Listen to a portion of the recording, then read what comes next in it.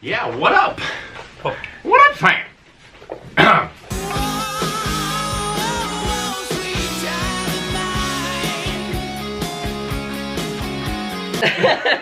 So she's a real person. Oh my god. I'm chilling here in the back now, but this is good.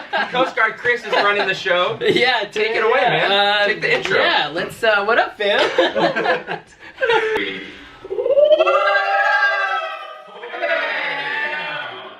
Yeah. Jen's like cracking up in the back, dude. I've been getting a lot of questions about sexual assault. Oh. No, but I feel like people are misinformed or they have a wrong interpretation of what the military is like.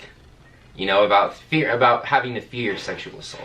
Yeah. It's not something that, you know, it's not like Shawshank Redemption where they're gonna come and like, come on, let's go in the bunk. In the bunk. Interesting story. Yeah. And I don't want to freak people out, but so my company commander for my boot camp, right? Mm-hmm. He was kind of a dick all the way to the end. So this was at Cape May? Cape May, New Jersey.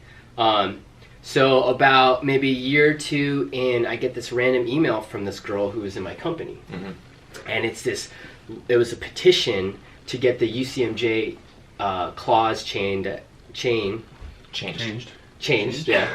UCMJ English, do you clause speak it? changed. English. Because apparently this company commander, so this girl had come out that while she was in boot camp, Mm-hmm. he essentially propositioned her to do a sexual thing. Like he didn't Wow. physically force Right. her, but because of the position he was in, and using his position of power to force something. Right, right. She complied, and then of course she was afraid to say anything after that, and then eventually she came forward, Mm-hmm. which spawned an investigation. But then after she came forward, a bunch of other females that were under his company came forward Like the Bill too. Cosby thing. Yeah. So he was processed. He went through UCM. He went through what is it called? Trial. Yeah. Yeah, UCMJ and JP. They found him guilty, not for rape though, but for something else, and he got Like sexual misconduct or something. Reduction in pay. He went from he was a chief, or about to be chief. No, he was a chief. Dropped down to E1. Yeah, they Wow. take away. What? They can take away. Oh yeah. A year in the brig, dishonorable discharge. Ooh. He was also married with a kid. He deserved that, man. That's terrible. Yeah, they ruined. His life. To use that trust and power position. That's the thing. Yeah. In the military, you know, you have your commanding officers or your LPOs, your bosses.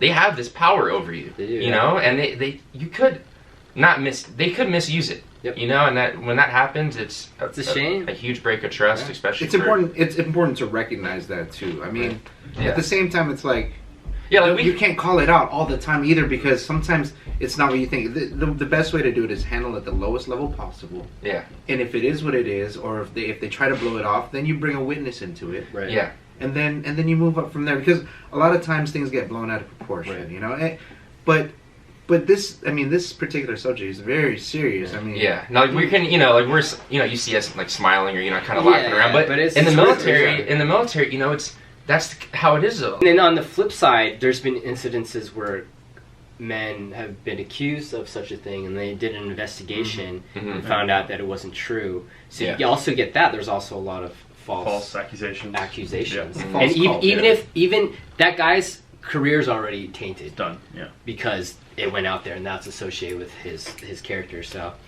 it sucks. It's Yeah, and it's more so just changing the environment, changing the mentality of people going in, and just like I said, just more awareness. Yeah. You know, don't let it be stopping you from joining the military. Right, yeah. No, Don't let that absolutely stop you. You were in a hospital environment for a long time, so in the hospital environment, did you see sometimes that? In a hospital setting, I mean, patient to worker, that type of stuff.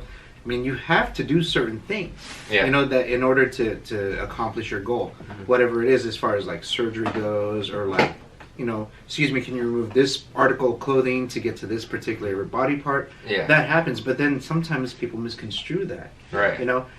It's just you have to be careful. We had this doctor, man, this female officer on deployment, and my buddies were telling us they would go in for a knee injury, and she'd be like, remove all your pants. Remove them all. Yeah. And he's like, and they'd be like, I would be in this, room with this hot officer, and I'm 40 days into deployment. I mean, you can imagine where your mind's gonna go. If you're in there for an ear infection, don't remove your pants. Too, when you go to protocol, alcohol gets involved. That's all. Whenever there's a huge incident, you can always expect ARI, alcohol-related incident. Yeah. You know, but for me, you know, you being a civilian, you got to worry about that too, man. You can't let the people, you know, you can't let the bulls. Well, the Shawshank bulls. The Shawshank bulls. It's I mean, and if it's someone like if it's your direct supervisor, you know, you can go. There's a command equal opportunity. There's a person called Savvy. It's a command equal opportunity person that you can go to, and they're a mediator. They will sit down, and they will be on your side. You know, and if you have a problem with that, basically, if you have a problem with that particular person, you don't have to talk to them anymore directly. You go to someone that, like your supervisor, your work center. What's it called? Savvy? Savvy, SAVI. Yeah, it's pretty much like I said, a command equal opportunity person that is sexual assault advisory. So there are a lot of resources, guys. Don't let this stop you from joining the military. It's not going to stop her. Yeah, it's not her. I love military. I love it. So this is actually a person. Yeah. Somebody commented. They said, "Hey, I know that girl. This is you. Let us know. What are you doing in our episodes? You don't say anything. You're just standing here." But thank you guys for watching this Much Life Before and After episode. You guys know we got Meek's Menu. His channel's popping off. Almost 200 subs. Papa Fern. 200 subs closing in. Coast Guard Chris has already over 1,000. Yeah, I'm trying to pull 2,000. Yo, we're gonna link all these channels. Support the military fam. As always, social media below. All right, guys, we'll see you very soon. Thanks so much for all the support.